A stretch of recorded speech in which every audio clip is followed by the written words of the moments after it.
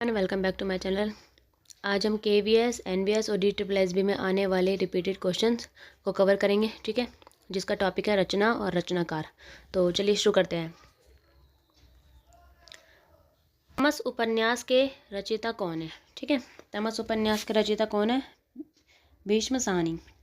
ठीक है, तमस भीष्म साहनी का उपन्यास है। इसका जन्म रावलपिंडी में हुआ था। ठीक है, इनका जन्म रावलपिंडी में हुआ था। तमस का परिवेश रावलपिंडी और आसपास के गांवों में हुए हिंदू मुस्लिम दंगे पर आधारित है। इनका प्रकाशन वर्ष 1973 में हुआ था। इस उपन्यास को वर्ष 1975 में साहित्यिक अकादमिक पुरस्कार से सम्मानित किया गया था। ठीक है,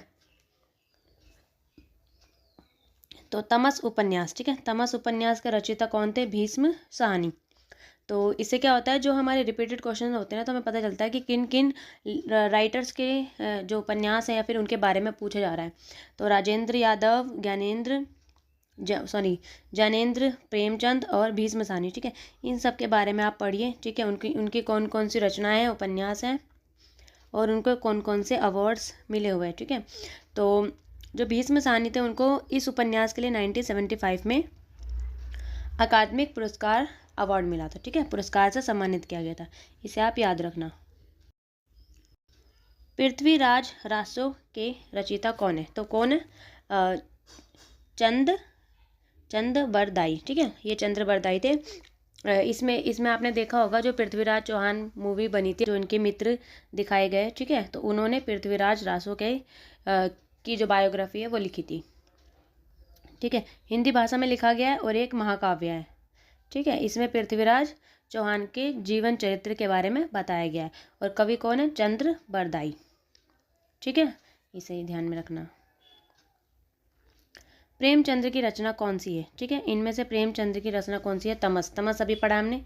ठीक है, अगर आप ऐसे भी अगर डिकोड कर सकते हो ना ऑप्शंस को, तो ये भी हमारे एग्जाम्स को क्रैक करने में काफ़ी ईजी हो जाता है। तमस तो ये नहीं है वो। ठीक है, त्यागपत्र, सेवा सदन और मेला अंचन। ठीक है, तो कौन सा है आंसर? क्या है? सी। ठीक है, सेवा सदन। ओके,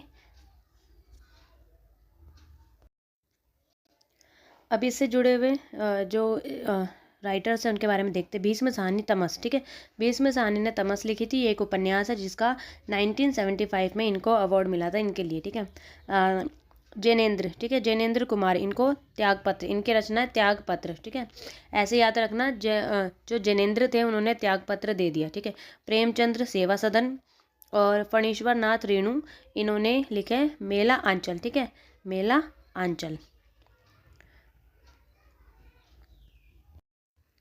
रामनाथ प्रेमचंद के किस उपन्यास का पात्र है? ठीक है, कौन से उपन्यास का हिस्सा है? तो कौन से उपन्यास का हिस्सा है? गबन। ठीक है, मुंशी प्रेमचंद के उपन्यास गबन का एक पुरुष पात्र रामनाथ है। ठीक है, एक पात्र है, यानी एक कैरेक्टर है। गबन के अन्य प्रमुख पात्र जैसे देवीदीन, इंद्रभूषण आदि प्रेमचंद के अन्य प्रमुख उपन्यास है, जैसे सेवा सदन, प्रेमाश्रम, कर्मभूमि, रंगभूमि, गोदान, निर्मला। ठीक है, अगर आप कोई भी एग्जाम देने जा रहे हो ना, तो आपको इतना बेसिक आपको पता होना चाहिए। ठीक है, रामायण के रचयिता कौन है? ठीक है, ये तो सबको पता है कौन है, वाल्मीकि जी।